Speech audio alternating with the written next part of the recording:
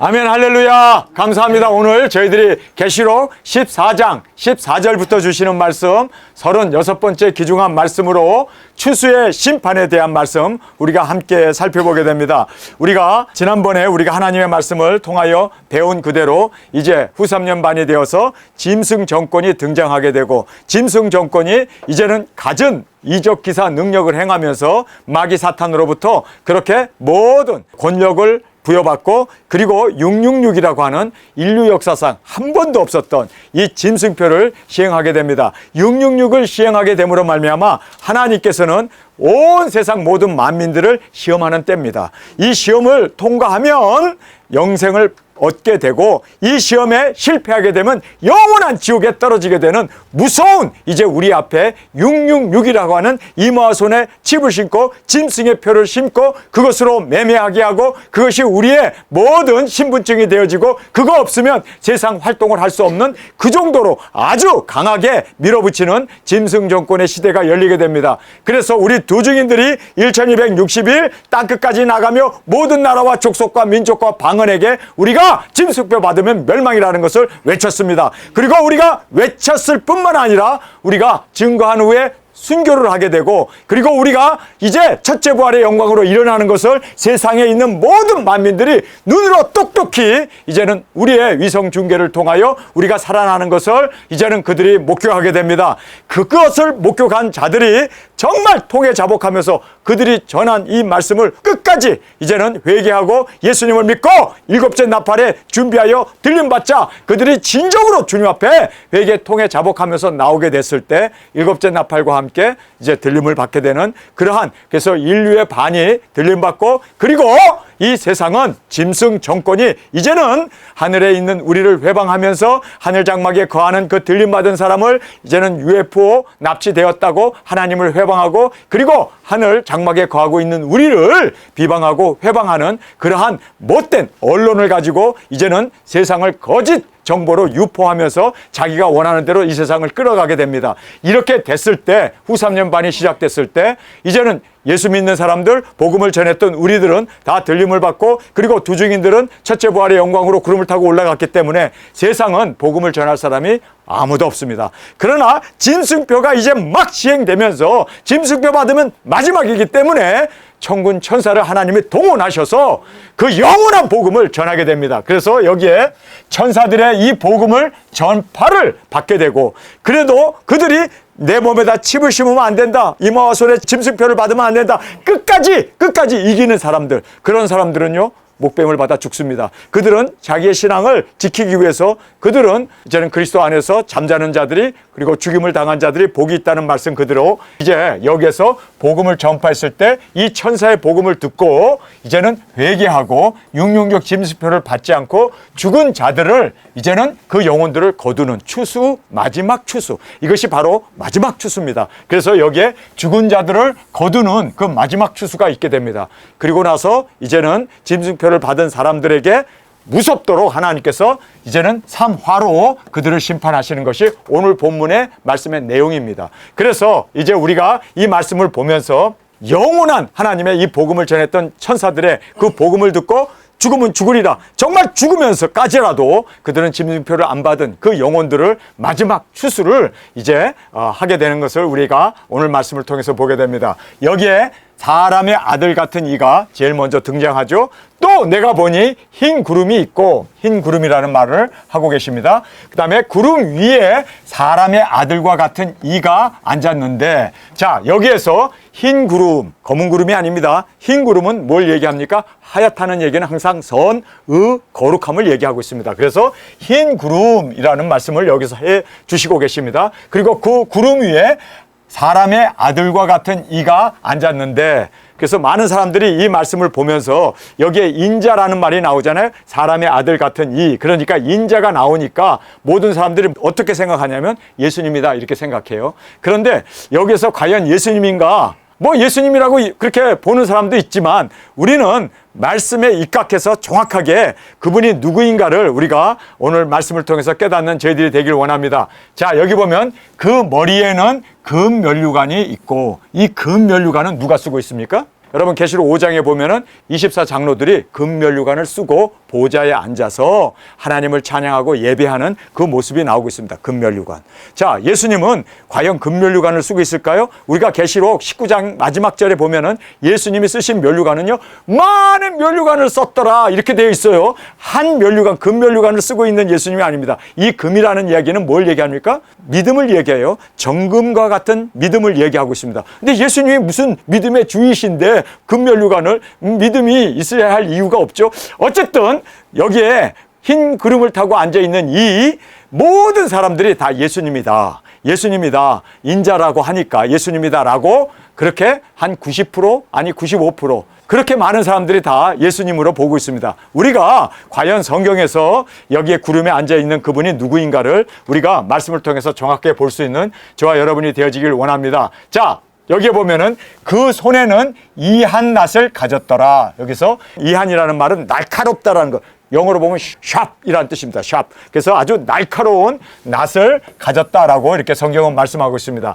그리고 여기에서 우리가 깨달아야 할 것은 흰 구름이 있고, 그 다음에 사람의 아들과 같은 이라고 말하고 있고, 그 다음에 금면류관을 쓰고 있는 이분은 누구일까? 이분이 누구일까? 우리는 누구일까? 자, 우리가 여기에서 보면은요, 첫째, 천사는 절대 아니죠. 천사는 면류관을 쓸 수 없습니다. 천사가 면류관을 쓰고 있으면 그게 사탄이 되는 거예요. 마귀 사탄이 바로 이렇게 천사가 면류관을 쓰고 있었기 때문에, 그래서 여기에서 나오는 이 천사는 절대로 될 수가 없습니다. 천사는 여기에 자기가 스스로 면류관을 만들어서 쓰고 있는 사탄이 되어지기 때문에 여기에선 천사가 절대로 될 수 없다는 것을 우리는 알게 됩니다. 자, 두 번째는 이제 예수님인가? 이제 우리가 예수님으로 볼 수가 있죠. 계시록에서는 예수님을 어린 양으로 말씀되어져 있습니다. 우리가 항상 예수님은 어린 양. 그래서 우리는 어린 양의 신부로, 계시록에서는 예수님을 어린 양으로 그렇게 항상 묘사되어져 나오고 있음을 보게 됩니다. 딱 한 군데, 7 촛대 사이에 다니시는 이는 인자 같은 이가 긴 옷을 입고, 그는 왜냐하면 예수님이 제사장으로서 모든 교회에 정금 흉패를 붙이고, 제사장이죠. 제사장의 의복을 입고 모든 예배에 이제는 대제사장이신 예수님을 통하여 하나님 앞에 7교회의 그 7 촛대 사이에 다니시는 이라고 말씀하실 때, 그때는 어린 양이라는 말이 나오지 않고 인자라는 말이 나와요. 이 외에는 다 예수님은 어린 양으로 묘사되고 있습니다. 그래서 24장로 사이에 어린 양이 섰고, 그리고 어린 양이 하나님께 나가서 작은 책을 받아서 우리에게 개봉해 주시고, 모든 일들을 다 어린 양. 그래서 이제 어린 양이 흰 말을 타고 이 땅에 오시고, 그래서 예수님의 그 모든 표현을 할 때는 어린 양으로 표현되어져 있음을 우리가 볼 수가 있습니다. 그런데 여기에서 사람의 아들 같은 이가 앉았다라고 이렇게 말씀하고 있는데, 이것은 왜 사람 같은 이 예수님을 여기에서는요, 만왕의 왕이시고 만주의 주이시고, 지금은 예수님께서 후 3년 반에는 어떻습니까? 예수님이 신랑으로 이제 혼인잔치에 모든 신부들을 초청하고 거기서 혼인잔치를 하고 있는 만주의 주요 만왕의 왕이신 어린 양이 지금 그곳에서 혼인잔치를 하고 있는데, 왜 갑자기 여기에서 어린 양으로 모든 말씀이 표현되어 있는데 여기에 보면 사람의 아들과 같은 이가 앉았다라고 이렇게 말씀하시는 이유가 무엇인가를 우리가 다시 한번 이 말씀을 통해서 보기를 원합니다. 자, 그 다음에 여기에 사람의 아들과 같은 이라고 말하고 있으며 면류관이 언급이 되어 있는데 차이가 있습니다. 우리 계시록 19장 11절의 말씀, 또 내가 하늘이 열린 것을 보니 보라, 백마와 탄 자가 있으니 이름은 충신과 진실이라. 그가 공의로 심판하며 싸우더라. 그 눈이 불꽃 같고 그 머리에 많은 면류관이 있고, 또 이름 쓴 것이 하나가 있으니 자기밖에 아는 이가 없고, 또 그가 피 뿌린 옷을 입었는데 그 이름은 하나님의 말씀이라 칭하더라. 여기에 보면은 예수님에 대한 말씀을 하고 있는데, 예수님이 면류관을, 금면류관 하나만 달랑 쓰고 있나요? 아니면 많은 면류관을 쓰고 있습니까? 많은 면류관입니다. 그러니까 여기에서 면류관의 차이가 계시록 19장 11절에 차이가 나오는 것을 우리가 볼 수가 있습니다. 자, 여기에서 이제는 또 천사가 명령을 합니다. 여기에서 저는, 아니 천사가, 이거 종인데 하나님 앞에 천사는, 그렇죠? 하나의 심부름꾼 종에 불과한데, 그런데 이 천사가 명령을 해버려요. 자, 우리 한번 보겠습니다. 또 다른 천사가 성전으로부터 나와 구름 위에 앉은 이를 향하여, 구름 위에 앉은 만약에 이분이 예수님이라고 한다면 예수님을 향하여 큰 음성으로 외쳐 가로되 내 낫을 휘둘러 거두라. 거둘 때가 이르러 땅의 곡식이 다 익었음이로다 하니, 그러면서 구름 위에 앉은 이가 낫을 땅에 휘두르매 곡식이 거두어지니라. 여기서 보면 지금 예수님이 천사의 말을 듣고 천사가 막 명령을 해요. 이제 거둘 때가 됐어. 이제 거둬야 돼. 너 낫을 휘둘러. 이러면서 막 명령을 한단 말이에요. 만약에 여기에서 지금 이 구름 위에 앉은 이가 예수님이라면 예수님 앞에 명령을 할 수 있는 사람이 누가 있습니까? 예수님 앞에 누가 감히 명령할 수 있습니까? 특별히 천사가, 아니 지금 종나부레기 밖에 지나지 않는 그 천사가 여기에 보니까 뭐라고 얘기합니까? 큰 소리로 외쳐 가로되 내 낫을 휘둘러 거두라. 거둘 때가 이르러 땅의 곡식이 다 익었음이나. 그러니까 막 휘둘러서 거두라고 그래요. 그러니까 구름 위에 앉은 이가 또 낫을 그 말에 듣고 휘두른단 말이에요. 여러분, 만왕의 왕이고 만주의 주가 되신 예수님이 낫짓을 하고 있을까? 이건 종들이 하는 일인데 낫을 가지고 추수하는 그 예수님의 그 모습 너무나 어울리지 않죠. 그리고 또 더 어울리지 않는 것은, 아니 그 천사 나부랭이가 뭐라고 예수님에게 뭐 이제는 심판의 때가 됐다는 둥, 뭐 이제 곡식이 익었다는 둥, 낫을 휘두르라는 둥 막 큰 소리 빵빵 친단 말이에요. 이게 도대체 여기에 앉으신 이가 과연 예수님일까? 하나님 앞에 누가 명령을 할 수 있습니까? 만주의 주여 만왕의 왕이신 하나님 앞에 누가 감히, 암만 지가 천사장이고 가브엘이라든지 미가엘이든지 아니 그런 천사장이라 할지라도 감히 예수님 앞에 꼬붕인데 신하에 불과한데 아니 지가 어떻게 그렇게 명령을 할 수 있냐는 거예요. 그러니까 이거는 누가 감히 예수님한테 명령을 해? 아니 정말 생각해 보세요. 이건 말도 안 되는 일 아닙니까? 그런데 막 반말로 막 찌꺼린단 말이에요. 여기 보니까 이제는 천사가 성전에서부터 나와서 구름 위에 앉은 이를 향하여 큰 음성으로 외쳐 가로되 낫을 휘둘러 거두라. 명령해버려요.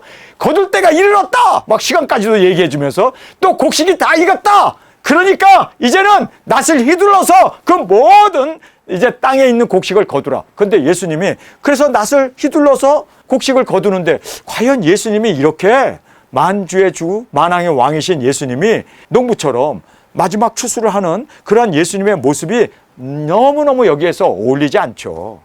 그래서 우리가 고민할 수밖에 없는 거예요. 도대체 여기에서 금면류관을 쓰고 사람과 같고 그 다음에 흰 구름 위에 있는 이분이 과연 누구인가?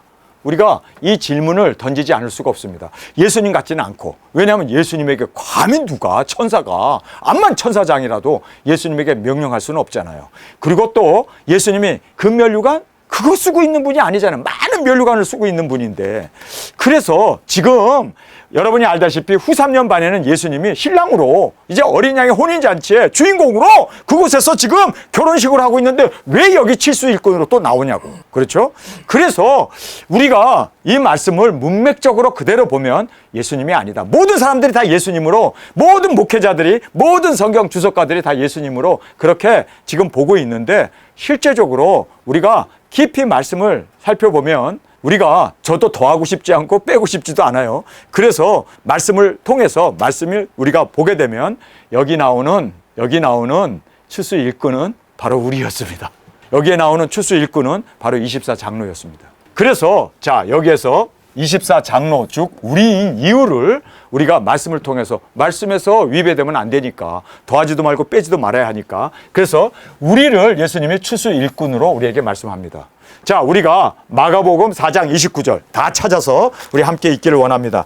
열매가 익음에 곧 낫을 대나니 이는 추수 때가 이르렀습니다. 열매를 거둬야 되는데 그 열매를 거두는 추수 일꾼이 누구입니까? 예수님입니까? 아니면 그의 제자들, 그의 사도들이었습니까?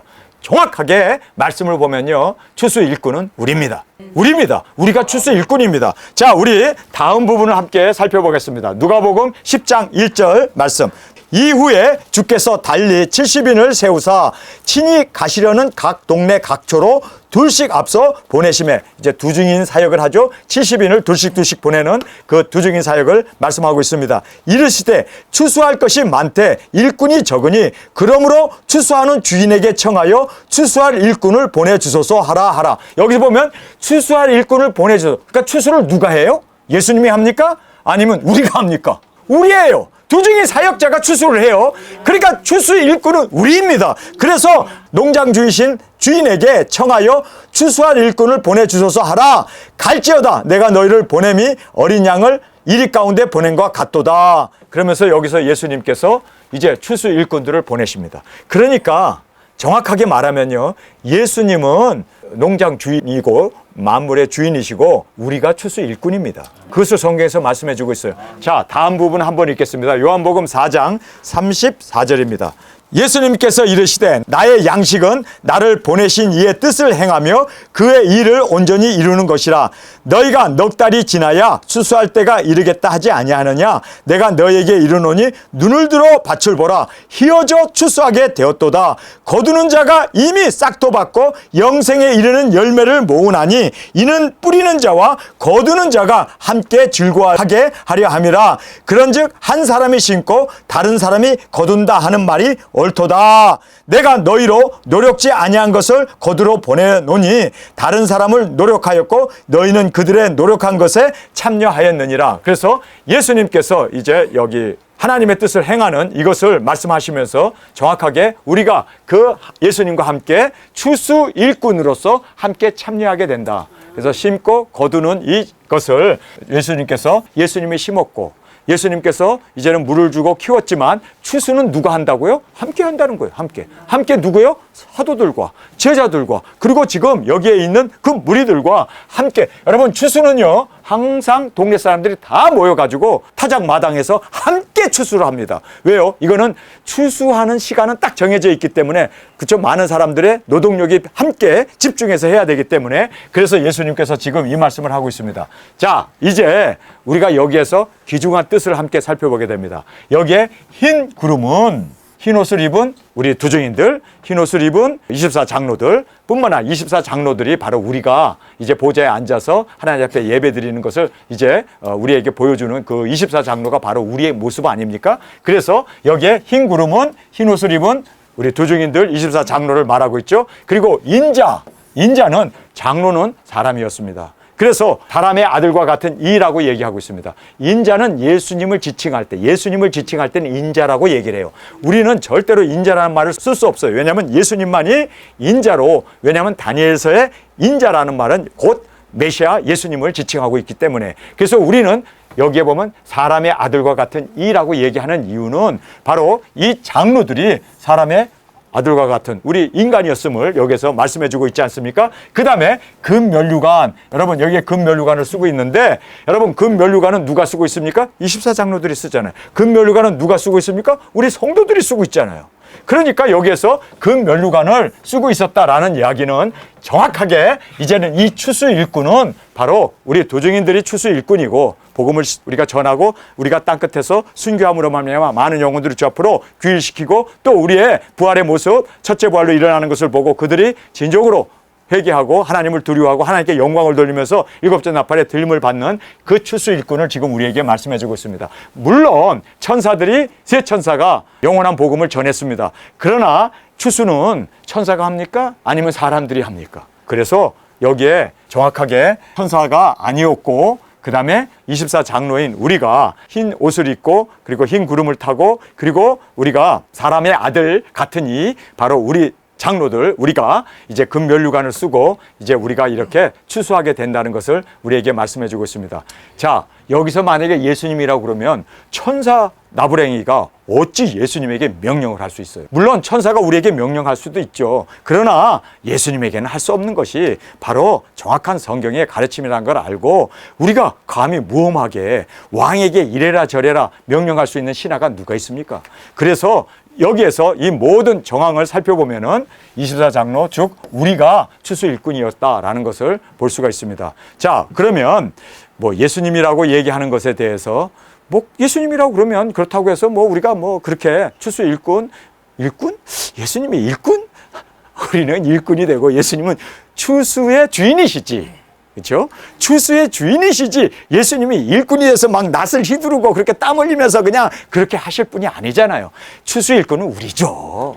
우리 인간이죠. 우리가 해야지. 예수님은 보좌에 앉아 계시고 그동안 우리의 영혼을 구원하고 우리를 위해 십자가에 죽어주신 것만도 대단한 일을 하시고 그렇게 엄청난 수고를 하셨는데 또 우리가 예수님을 부려먹겠다고? 아닙니다. 우리가 하죠. 우리가 추수 일꾼이 되어집시다. 그리고 예수님은 씻을 수 있도록 정말 편안하게 이제는 영광과 존귀를 얻을 수 있는 만왕의 왕으로 그렇게 이제는 예수님이 우리의 영광의 주가 되실 수 있도록. 아니 여기서도 추수 일꾼으로 낫을 휘두르야 된다고? 그거는 좀 예수님에 대해서 너무나 폄하하는, 그리고 천사 나부랭이가 예수님한테 명령을 한다고? 이거는 너무나 비성경적인. 여러분 우리는 그래요. 우리의 죄를 담당하시고 우리를 대신 죽으신 예수님은 정말 세상 죄를 지우고 가는 하나님의 어린 양이었습니다. 그걸로 족하죠. 우리의 주가 되신 걸로 족하죠. 우리가 이제는 예수님의 그 영광과 존귀를 돌려드리며 하나님께 온전한 영광으로 그렇게 칠수 일꾼으로 우리가 이제는 추수 일꾼이 됩시다. 예수님이 낫을 가지고 한다 할지라도 우리가 낫을 뺏어서 예수님 그러시면 안 돼요. 그리고 우리가 장갑 끼고 낫을 가지고 우리가 추수를 해야지. 어찌 예수님에게 추수하라고 우리는 뒤에서 반강하면서 예수님 일 잘하네, 추수 잘하네 이러고 어찌 쳐다볼 수 있겠냐고요. 여러분 우리가 정말 구원을 받은 주님의 종이고 우리가 정말 주님의 신부이고 주님을 정말 사랑한다면 여러분 우리가 하는 것은 마땅한 일 아닙니까? 그래서 여기에서 정말 우리가 이 모든 정황을 보면은 바로 우리가 해야죠. 우리가 추수사역을 해야죠. 낫을 가지고 우리가 영혼들을 구원해냈고 증거했고 이제는 마지막 추수도 우리가 주님 앞에 이제는 알곡은 곡간에 드리고 쭉정이는 여기에 이제 쭉정이는 심판의 이 상황으로 주님께서 인도하심을 보게 됩니다. 자, 여기에서 천사의 음성이 있었습니다. 또 다른 천사가 성전으로부터 나와 구름 위에 앉은 이를 향하여 큰 음성으로 외쳐 가로되 내 낫을 휘둘러 거두라. 여기 보면 이 낫을 휘둘러 거두라고 예수님에게 저렇게 명령할 수 있나? 우리가 여기에서 굉장히 퀘스천 질문을 가질 수밖에 없죠. 거둘 때가 이르러 땅의 곡식이 다 익었음이로다 하니 구름 위에 앉은 이가 낫을 땅에 휘두르매 곡식이 거두어지니라 이렇게 이제 말하고 있습니다. 자, 우리가 여기에서 심판의 원리를 우리가 함께 살펴보겠습니다.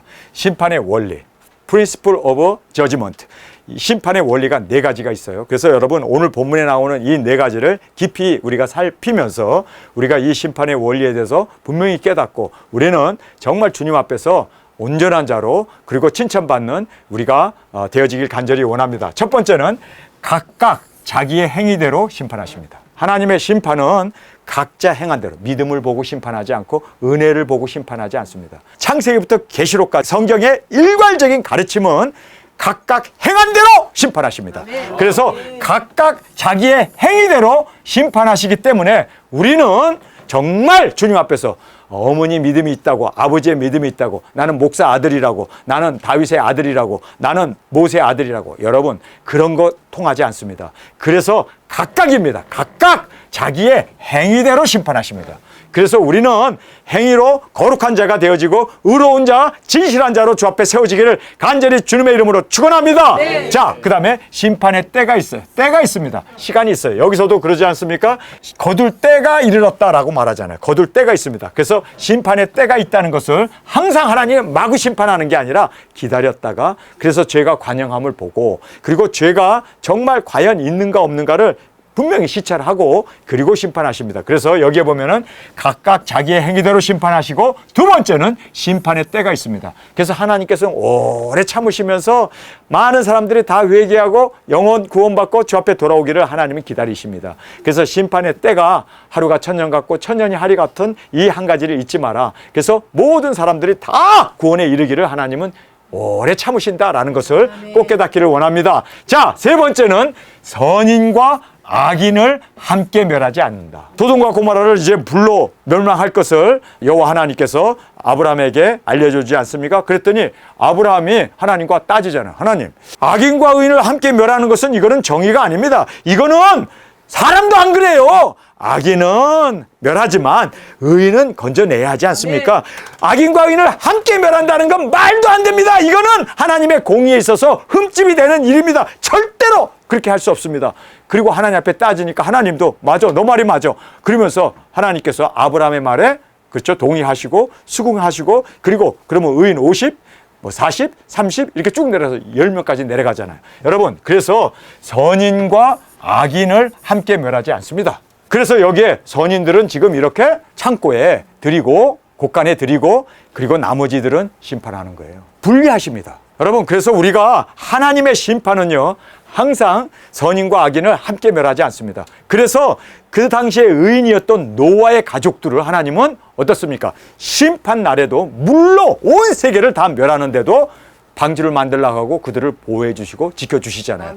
그리고 또 그 롯이라고 하는 그 사람도 소돔과 고모라가 다 멸망을 받는데 하나님이 함께 멸망합니까? 아니에요. 천사가 두 딸과 그리고 롯과 그 아내의 손을 잡고 강제로 끌어냈습니다. 여러분, 하나님은 선인과 악인을 함께 멸하지 않습니다. 아멘. 함께 멸하지 않습니다. 아멘.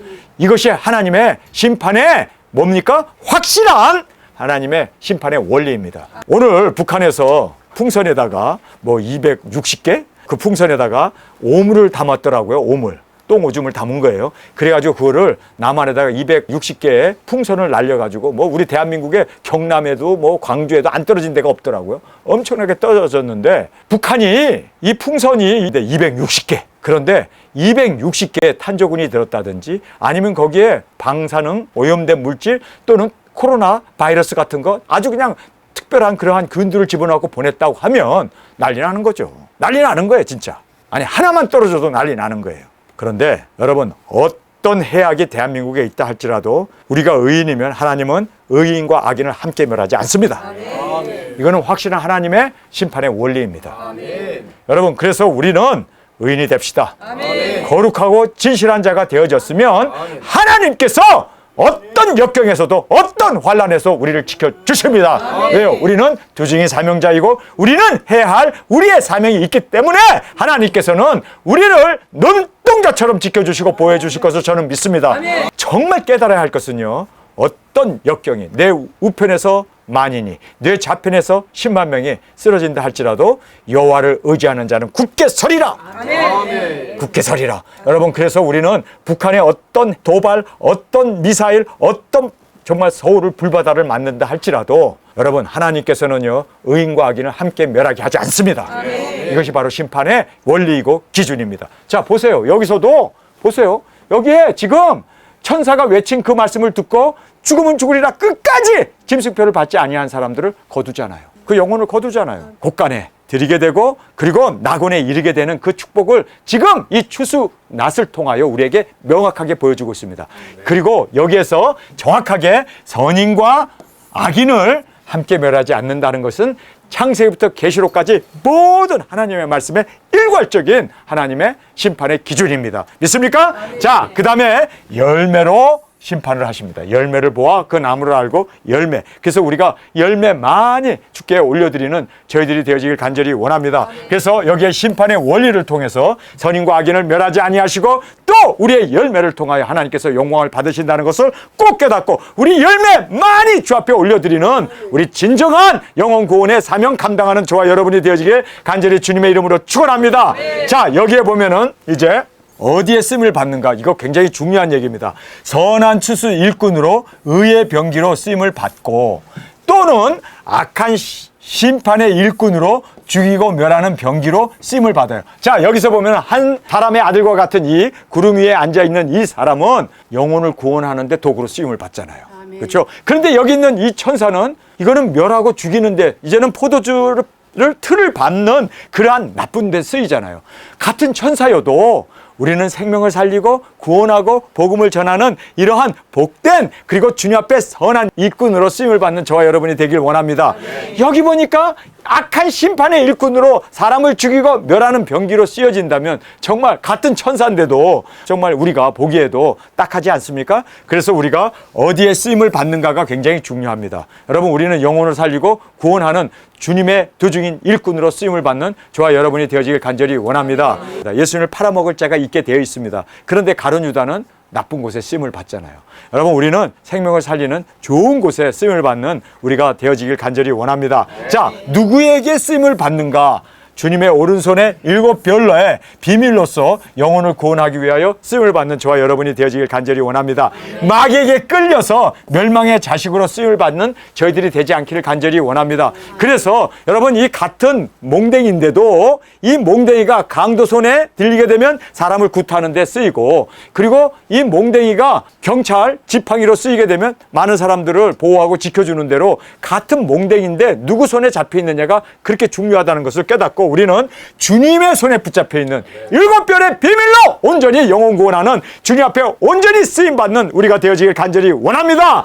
자, 이제 낫을 가진 천사, 이것은 심판에, 이제는 멸망의 이 낫을 가지고 이제는 사람들을 심판하는, 이제 추수하는 마지막 추수를 우리에게 말씀해 주고 있습니다. 또 다른 천사가 하늘에 있는 성전에서 나오는데 또한 이한 낫을 가졌다. 똑같은 낫을 가졌어요.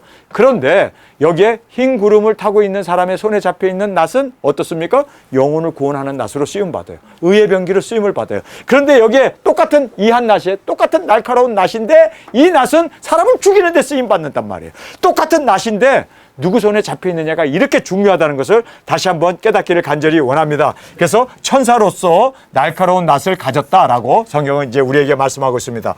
또 불을 다스리는 다른 천사가 제단에서부터 나와 이한 낫 가진 자를 향하여 큰 음성으로 불러 가로되 내 이한 낫을 휘둘러 땅에 포도송이를 거두라. 그 포도가 익었느니라 하더라. 그래서 우리가 계시록 14장 9절에서 10절에 나오는 말씀을 보면은 짐승표를 받는 자는 어떻습니까? 이제는 심판의 포도주를 마시는, 그래서 멸망을 받는 유황불에 떨어지는 것을 우리에게 정확하게 말씀해 주고 있는 그 말씀을 보게 됩니다. 그러면서 심판의 추수를 천사가 이제 말씀을 해주고 있죠. 천사가 낫을 땅에 휘둘러 땅에 포도를 거두어 하나님의 진노의 큰 포도주 틀에 던짐에 성 밖에서 그 틀이 밟히니 틀에서 피가 나서 말 굴레까지 닿았고 1600 스타디온에 퍼졌더라. 320km까지 그렇게 온 팔레스타인, 온 이스라엘 땅에 다 피가, 포도주가 그렇게 쌓이게 된 것을 말씀합니다.